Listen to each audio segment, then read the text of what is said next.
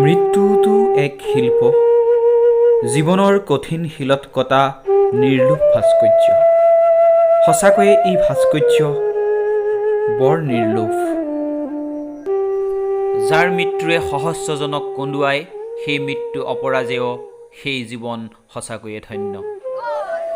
এই কণমানি ল'ৰাটো, যাৰ নাম আছিল প্ৰত্যুষ প্ৰতিম শইকীয়া, সি এনেদৰেই নেতৃত্ব দিছিল আমাৰ উদয়ন যুৱ মঞ্চৰ মইনা পাৰিজাতৰ কণ কণ মইনা মইনীসকলক। আৰু আজি সি নাই, সি অকালতে গুচি গ'ল। আৰু তাৰ স্মৃতিক জীয়াই ৰখাৰ বাবেই আমি আয়োজন কৰিছোঁ তাৰ ৰাজহুৱা আদ্যশ্ৰাদ্ধৰ এক অনুষ্ঠান।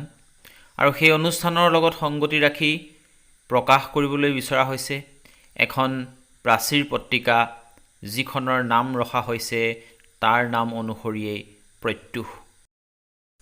আৰু এয়া সেই প্ৰাচীৰ পত্ৰিকাখনি প্ৰকাশৰ প্ৰস্তুতি পৰ্ব চলি আছে। অহা 17 তাৰিখে তাৰ ৰাজহুৱা আদ্যশ্ৰাদ্ধৰ দিনা এই প্ৰাচীৰ পত্ৰিকাখন উন্মোচন কৰা হ'ব। দেখি ভাল লাগিছে, উদয়নৰ উঠি অহা প্ৰজন্মই সাহিত্যৰ দিশতো চৰ্চা অব্যাহত ৰাখিছে আৰু সুন্দৰভাৱে প্ৰাচীৰ পত্ৰিকাখনিৰ প্ৰস্তুতিৰ কামত নিজকে নিয়োজিত কৰিছে। আশা কৰোঁ এখন সুন্দৰ প্ৰাচীৰ পত্ৰিকা উন্মোচন হ'ব আৰু সেই কণমানিটো যি অকালতে আমাৰ মাজৰ পৰা হেৰাই গ'ল, তাৰ স্মৃতি এই প্ৰাচীৰ পত্ৰিকাখনৰ যোগেদি সজীৱ হৈ থাকিব।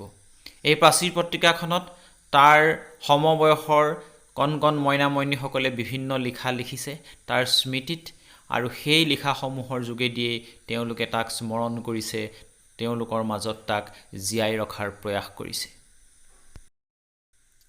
প্ৰত্যুষ বা আমাৰ মৰমৰ বাপুতি বা গুডু, তোমাক আমি কেতিয়াও পাহৰি নাযাওঁ। তুমি ইমান কম বয়সতে যি প্ৰতিভা দেখুৱাইছিলা, সেই প্ৰতিভা আমি কোনো কালে পাহৰিব নোৱাৰোঁ।